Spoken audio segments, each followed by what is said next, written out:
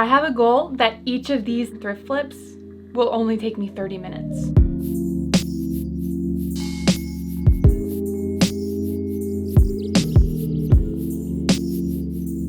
Hello everyone and welcome back to my channel. My name is Aubrey and around here I like making clothes, just making stuff in general. Today I'm going to be flipping, completely transforming 10 different items in one video. That's a lot of items. Some things I'm going to do are going to be kind of basic, other things are going to be a little bit more complicated, and then there's going to be some in the middle. Hopefully this gives you guys some ideas on ways that you can transform items that you already have at home or maybe recently thrifted items. Without further ado, because we got a lot of clothes to get through, let's get into it. Welcome to the stage. Pretty much my favorite skirt I've ever owned. I already love it so much. I found this at the Goodwill outlet. So I was like rifling through bins and here she was, ready, ripe for the picking. I love her already, but I think that I can improve her and make her just a little bit more schmexy. I want to cut a couple of slits here. I think it'll be kind of nice to have my legs going in and out. I think the slits will kind of add a little bit of an X factor to the skirt, because right now it's very easily Christian homeschooler. Not gonna lie, I was one of those once. So, you know, it's in here somewhere. I just want to stray away from that a little bit and give my legs an opportunity to shine. Ah. She is so gorgeous. I want these slits to be as precise as possible, but with this really slippery fabric, I knew it would be hard to cut a straight line. So I found the straightest, longest thing I could find. I drew a straight line all the way down with my chalk. Oh, I had to be so careful when cutting these lines with this fabric, but taking it slow was so worth it to make sure I didn't mess up my favorite skirt.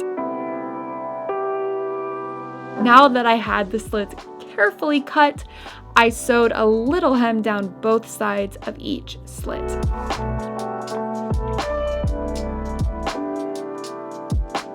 And that's literally it. This was such an easy way to make this skirt transform from feeling a little bit too modest and underassuming to a total statement piece that makes me feel sexy as hell.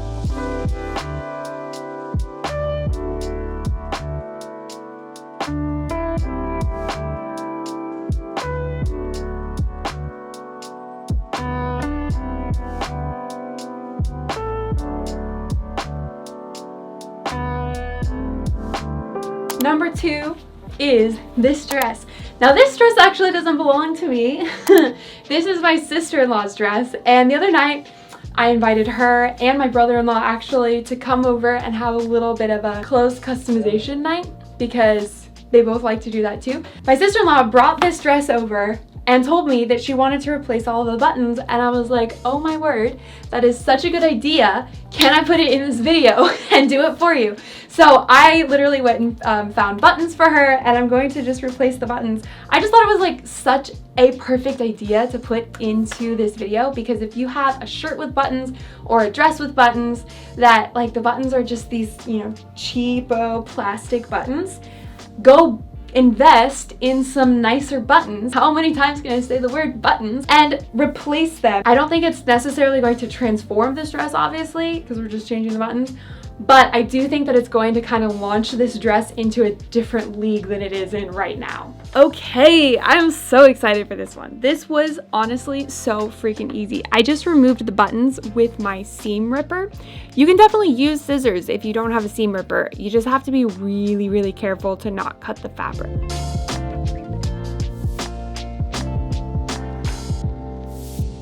I ran to Joann's and got these cute ass gold buttons for something like $8, and I thought they would really help glow up this dress a bunch.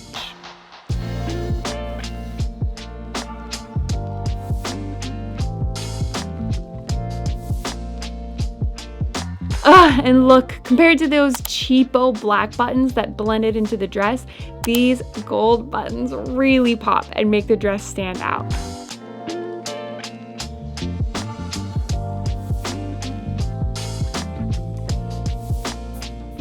I got this dress on Poshmark actually, and it came in a bundle. There were a couple of other pieces that I really wanted, so I kind of threw this one in there, and I knew I didn't love it in its current form, but I feel like it has potential. I think the print is kind of like vintage and cool. I don't necessarily love the neckline, so I think I'm going to change that. And then what I want to do is actually cut it all the way down in half, and then I'm going to add buttons and buttonholes. And I don't know, it'll just kind of like give it a really new, fresh, different look. The other thing we'll do is kind of like make it a little less modest. As you've probably picked up on already, I'm not necessarily a huge fan of like the modest aesthetic. I think it'll let it breathe and flow a little bit better if it, I don't know, it's cut in half, because I don't have to button it all the way up. Like I could just button it down to here and have the rest of it flown around. I'm really excited to see how this one turns out actually. Okay people, we're dealing with some more slippery fabric here. Let me tell ya, this dress consists of a top layer and a lining, so I had 2 layers of fabric to cut in the middle. At first, I could not figure out how to cut this dress in half in an accurate way, but after a few attempts, I finally settled on the method of taking apart the 2 layers of fabric, measuring the middle, and cutting them separately from each other.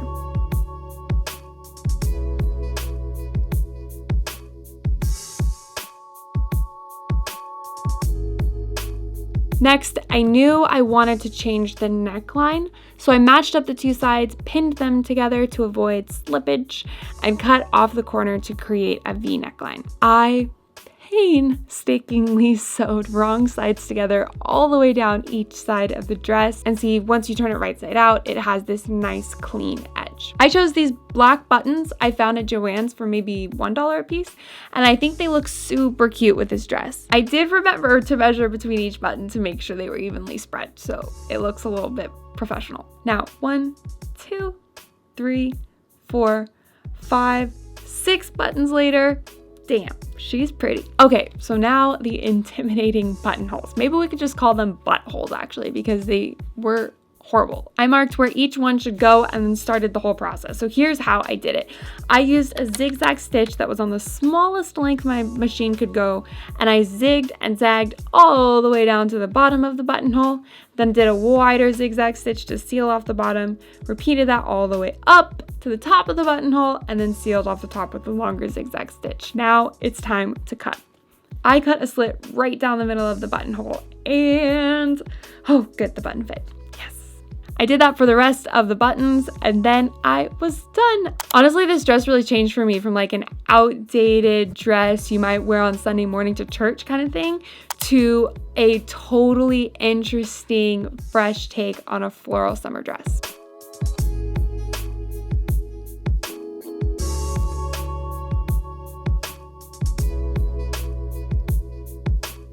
Okay, time for flip number 4. It's just this very basic top that I found at Goodwill. I'm going to cut it super, super short. It's gonna be more almost like a bralette type of situation, I think. And I'm just gonna add elastic right at the bottom of that. I want it to kind of sit right beneath my boobs, because I kind of like that almost Pirates of the Caribbean look, you know, where it kind of poofs out a little bit, but you can kind of see the girls hanging out under there. That's kind of what I'm going for. This one should be super easy, so let's get into it. So I measured the length that I wanted the bottom to be, leaving enough room for a full loop so that the elastic could go through it. And again, we're working with some slippery ass fabric, so I had to be extra careful here as I cut. First thing I did was turn it inside out, because that'll just make sewing this hem so much easier. I find that pinning just makes things more manageable for me when I'm folding the fabric under twice, so that's what I did. And my brother and his girlfriend called, so I just sewed around the whole shirt while I was talking to them. Now all that's left to do is put in the elastic. I sewed down one end of the elastic so I could more easily push the elastic through and have it hold down. I always use a big safety pin on the other end I'm pushing through to make it really easy. Once I got the elastic all the way around, I sewed down the other end to hold it in place, and we're done. This is what the top looked like before, kinda blah. And here is the new spicy little number.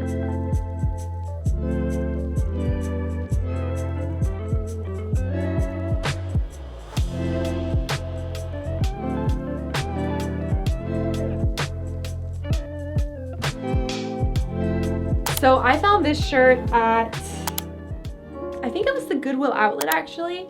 I just picked it up because I liked the texture of the fabric. The texture is really cool and interesting, and of course it's super stretchy. So I thought it would be perfect for a tube top because these days I'm pretty much only wearing tube tops. It is what is getting me through the Texas summer. Can't have nothing under these armpits. So I thought it would make a great tube top. Once I got it home, I realized that it was really long. And this is actually the first time I'm putting it on. Oh my God, is this a dress? This is definitely a dress. Wait, do I want to keep it? No, I really don't think I'm gonna wear it. Okay, well, goodbye dress that I just discovered I had without knowing it. I'm gonna turn this into two tube tops. So obviously we can do one right here and one down here. One of them, I'm just gonna make into a basic tube top, but the other one, I'm going to do a little bit of a cinching effect, and I'll show you guys how to do that in a second. Before I got into either one, I cut the straps off of the top.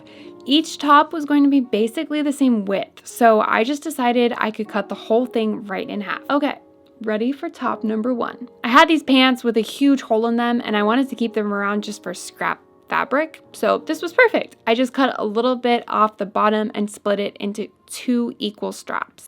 I'm gonna create a cinching effect using this cord.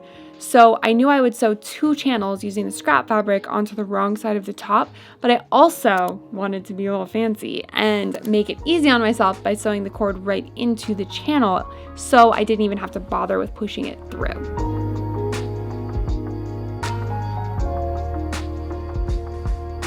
Once I finished the first channel, I laid the cord underneath the second one and sewed that down. And now you can see after I tied the bottom 2 cords together, the top cinches. After putting it on, I knew that I wanted straps. So I just used the same cord I had already used, measured the 2 straps, placed them exactly where I wanted them, and then sewed them down. I know this is a really common DIY technique, but let me tell you, it was even easier than I expected, and the result feels super profesh and not DIY at all.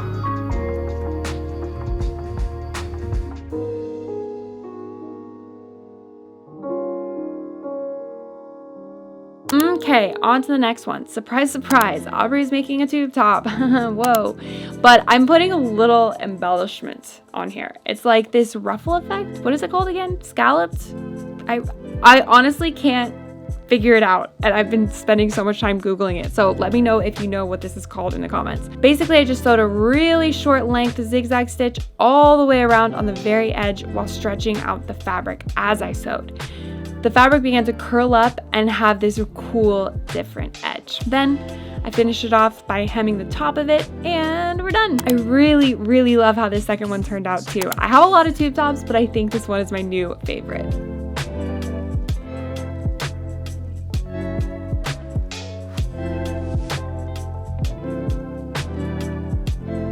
The next flip is these earrings. I actually got these at Goodwill. I was just perusing their jewelry section, and I didn't necessarily love these in their current form, but I knew that they kind of had a great foundation and great potential.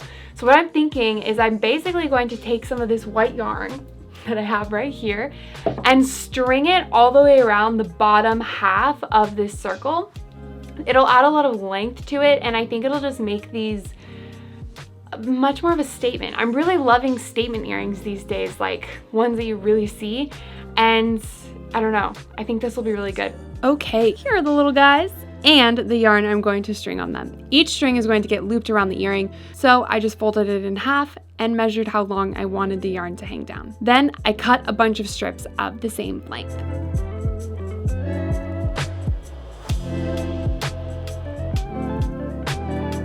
Okay, so the earrings had this center pin that was holding everything together, so I decided to center the first strip of yarn, one end on either side of the pin. Pulled it almost all the way through, stuck the 2 ends through the loop, and pulled it tight. I did that same thing all the way up the circle halfway. The yarn was still a little bit loosey-goosey, so I tied the end string to the next one, and the next one, and the next one, and all the way down the line. Once both of them were all strung, I took a comb and brushed out all the curls and tangles to make the yarn more full, and voila! These earrings went from pretty whatever to a total statement.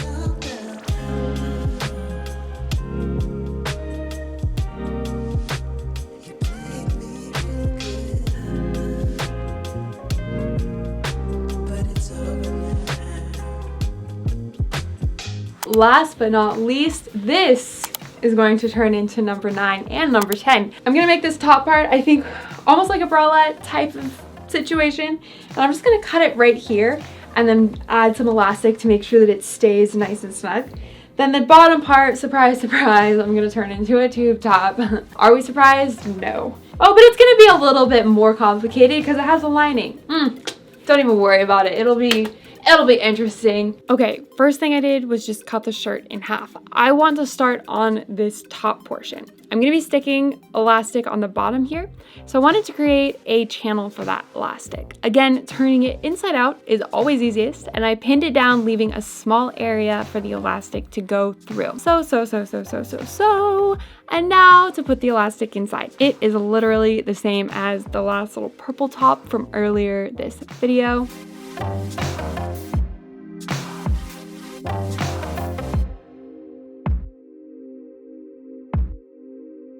I just finished the elastic down here, and I think I want to make it a little bit more interesting. So I think I'm actually going to cut a slit down the front and add some buttons, because I don't know, then it could be a little bit more flexible. Like I could leave some of the buttons unbuttoned and it could be kind of like a little more sexy, or it could be a little bit more modest like it is right now with all of the buttons closed up. So I would have a few more options. I think it would be kind of cool. I have these more neutral kind of, what would you call that texture? I don't really know, but it's a little bit more tan brown.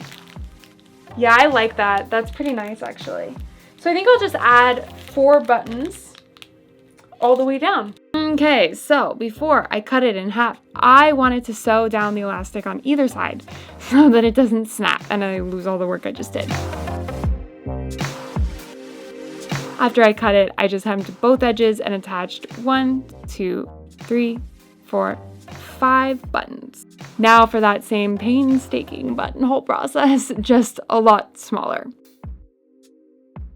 Here was the shirt before, and here is its first upcycled top.